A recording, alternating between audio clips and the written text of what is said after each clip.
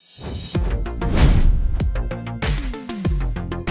guys, thank you very much for joining me. My name is Tom and I'm the Tech Chap, and this is my full review of the brand new Nexus 5X from LG. This is the first, I'd say, proper sequel to the Nexus 5, which was pretty popular and launched way back in October 2013. We have had the Nexus 6 since, but 6 inches is pretty much too big for most people. And this is also the smaller brother of the new Nexus 6P from Huawei, which is 5.7 inches. So this is much more the normal size, the mainstream size phone. It's not quite the flagship, it doesn't have quite the same specs as its bigger brother, but it still has a lot to get excited about.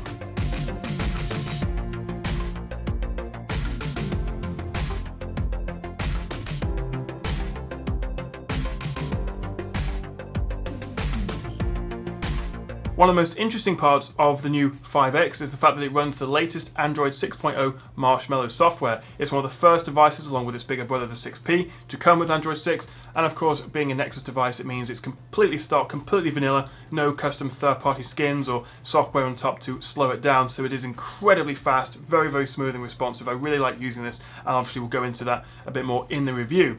As well as running the latest Android, we also have a brand new USB Type-C connector on the bottom, which means it's completely reversible, and also get faster data transfer speeds and faster charging. We've only seen that so far in the OnePlus 2 and also the bigger brother, the 6P. As well as that, we also have a brand new fingerprint reader on the back, which makes use of the new software, the new fingerprint reading software in Android 6, and also pretty nifty camera. It's 12 megapixels, but along with its f2.0 aperture and large 1.55 micron pixels. It does sound very complicated, but basically what it means is that loads of light should be let in, so it should be really good at low light photography. So we'll obviously find that out as well.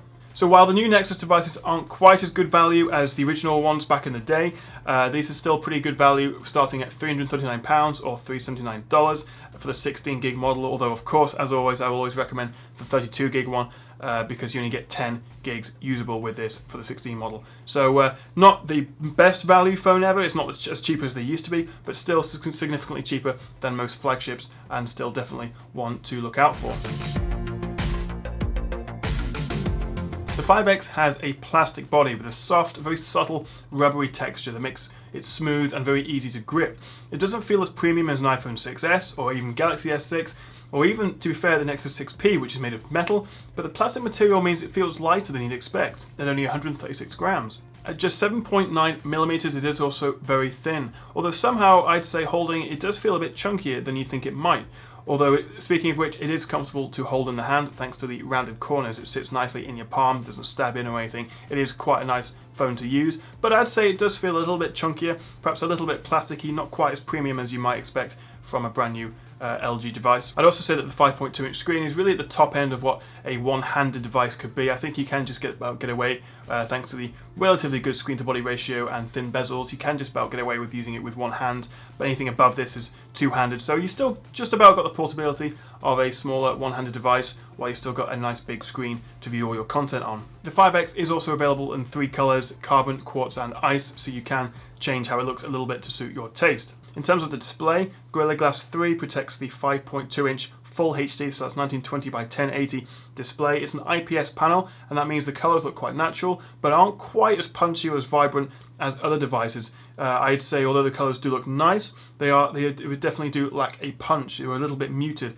I'd say. Not necessarily cool or undersaturated, just not punchy, just not vibrant. And so, although it looks fine, it doesn't really pop out at you or anything like that. So the Full HD resolution, along with the 5.2 inch screen size, means we have a pixel per inch density of 424, which is still very impressive, and means everything looks really nice and crisp and sharp. It doesn't have quite a ludicrous Quad HD display that we see on the Galaxy S6 or even the 4K on the new Z5 Premium from Sony, but to my eye, and I've been doing this for quite a while, this still looks exceptional, and 424 pixels per inch is still very, very good, and I don't think you can actually really tell, especially on a day-to-day general use basis, the difference between a 1080p and a 1440 at this screen size. So this is perfectly fine, and the 1080p looks really nice and crisp. In many aspects, you may think the 5X is more of either mid-range or high-end phone than a full top flagship device, mainly because the 6P does have a faster processor and is a bit more powerful and is bigger.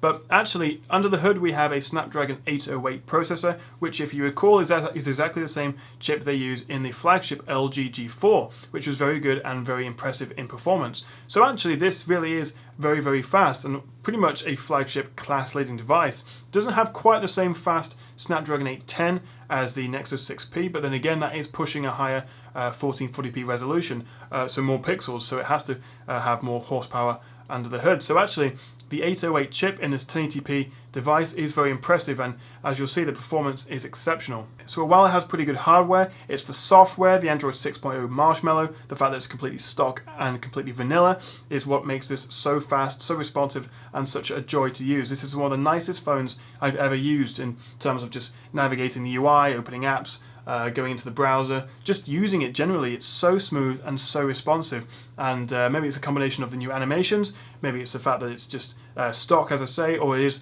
a benefit of Marshmallow specifically, but either way it is one of the fastest, smoothest phones I've ever used, and that really is one of the selling points for the new 5X, and as well as the bigger 6P. Slightly strangely though, the only place I see a bit of a performance issue, a bit of a slowdown, is when it comes to its processing of HDR photos.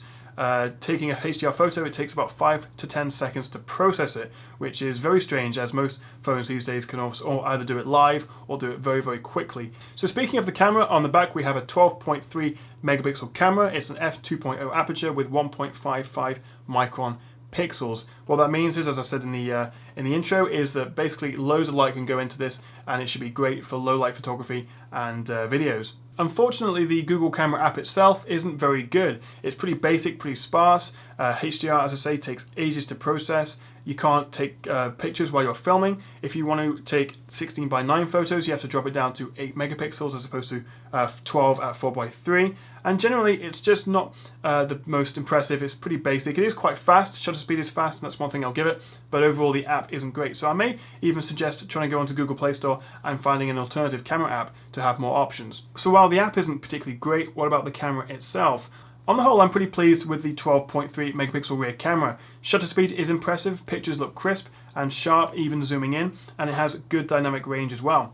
In good lighting, it's an excellent camera. However, in darker or overcast conditions, pictures can look a bit grey and unnaturally dull. Low light photos, as we'd hoped, are pretty good, if not fantastic. They do maintain a nice colour and decent detail, although it did struggle to keep focus on moving images despite the infrared laser autofocus that it has, and sometimes there can be a fair amount of noise in the corners. In terms of video, the 5X can record up to 4K at 30 frames per second, but lacks any Quad HD resolution and doesn't have any 60 FPS high frame rate mode. At standard 1080p though, video is detailed and colours are nice, but perhaps due to a lack of optical image stabilization, footage does look quite shaky. The front-facing 5 megapixel selfie camera is actually pretty impressive though. It offers bright and well-detailed shots, although it is obviously not quite as good as the rear camera. It's very good for a front one. Overall, the camera is pretty good. It didn't blow me away, it's nothing amazing, I'd say. The camera app itself is pretty poor, so I might suggest looking for an alternative on the Google Play Store. Pictures themselves were nice, they were sharp, they were crisp, but they did lack a bit in brightness and a bit in colour, which is a shame. They were a bit dull and muted overall. Video also was pretty good, but as I say, the lack of optical image stabilization meant it was a bit shaky, it wasn't the smoothest.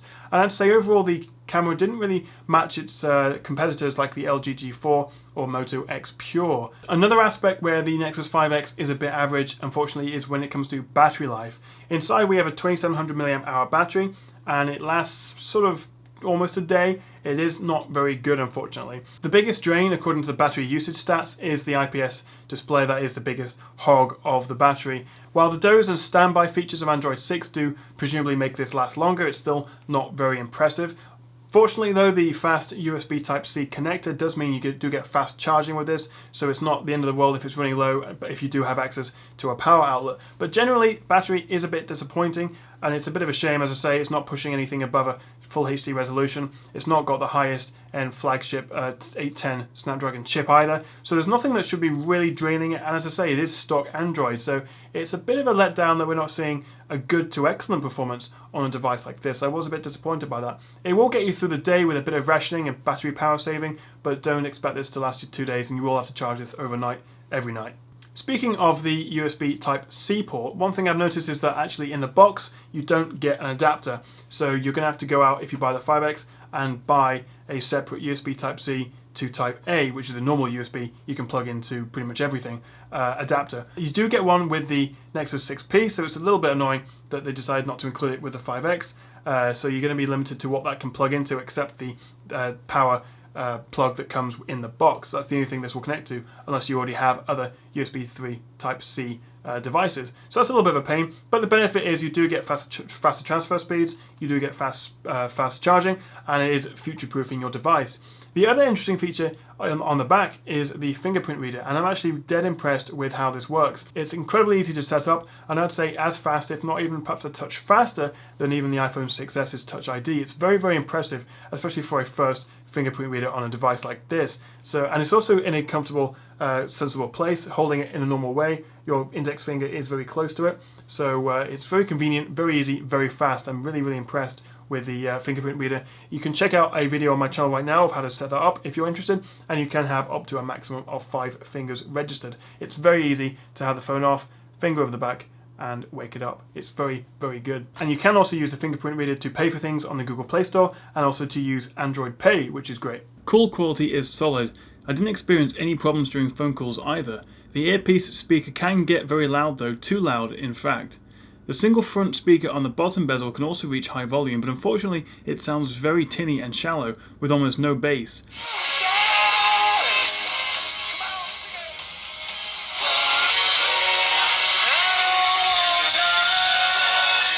So I think my verdict for the 5X is pretty positive overall. The biggest selling point really is the fact that it's stock Android 6.0 Marshmallow. Marshmallow combined with a fast Snapdragon 808 processor means this is incredibly fast and responsive. It's really, really smooth and an absolute joy to use generally, which I'm really impressed about, and not something I say a lot about phones. As well as that, the 5.2-inch 1080p display is nice, if not the most vibrant, and I also really like the fingerprint reader, and the USB Type-C can be quite useful, although the fact that it doesn't include it in the case is a little bit annoying, but doesn't take really any points away because you can go and buy one pretty cheaply. It's also really comfortable to hold. The UI is fast and comfortable and nice to use, as is just holding the device. It's pretty thin, pretty light. As I say, it doesn't feel quite as premium, even as the 6P or other high-end phones. It is plasticky, but you do get a good grip on it, and it feels quite durable as a result. So build quality is good, design is good, it feels comfortable to hold, it's very, very nice to use. Camera is decent, it's pretty good, it's not the best, and battery life is also quite average. But it does, as I say, have a couple of nifty features in the fingerprint reader, which is excellent, a pretty cool future-proof USB Type-C reader, and also just using it generally with the stock Android is extremely nice and very, very fast.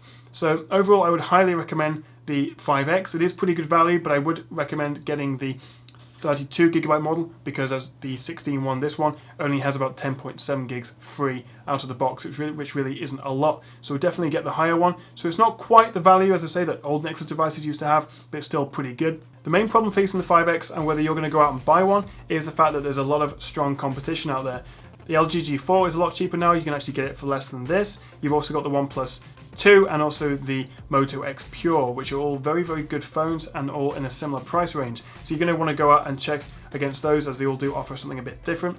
But this still does have a lot of unique selling points. I'm very impressed with it overall, and it is a very good phone. So this has been my review of the 5X. Thank you very much for watching. If you want to find out more on Android, you can check out my Android 6.0 review on my channel right now, and for more, do stay tuned to the Tech Chap. Please do like and subscribe as well, and let me know what you think of the 5X in the comments below. Thank you very much for watching, guys. See you again.